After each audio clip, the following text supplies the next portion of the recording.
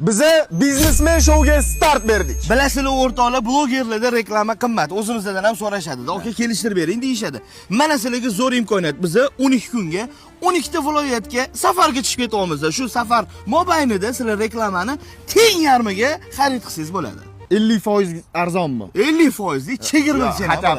20 lar qilaylik. Yo'q, bo'lsa, tadbirkorlar maza qilsa. Unda tekinga ham variant qo'yilu qanaqadir. Qanaqa qilib? Misol uchun o'sha tadbirkorga biza borib 3 ta savol beramiz. Uchalasiga ham to'g'ri javob topsa, tekinga biza reklama qilib beraylik. Mana maza qilishsin. Demak, bizdan reklama sotib oladi. Ha? Keyin biz 3 ta savol beramiz. Da. Agar savolga javob bersa, pulini qaytarib beramiz. Da, mana shunaqa. Voy, shu zo'ru. Faqat sal zerikarli bo'lib qoladimi shou deb o'ylayapman. Kejon, bizani shou zerikarli bo'lishi mumkin emas, chunki orada shartlar bor va men senga qiladigan pranklarim bor. Prank bor edi. Yozib olganman. Okay, men shunaqa prank qilaman. Hozir kal bo'lib qolishing mumkin, sochingni ayiysan-ku sen. Ya, bu iflosli. Nimaga? Chochga, qoshga. Ekansanmi? Tilga tegish mumkin emas. Xorazmda ko'rishamiz, biz yo'lga chiqdik. Vahshiy bo'lib ketdi. Yo'q, Men ham yoraman. Dakansan.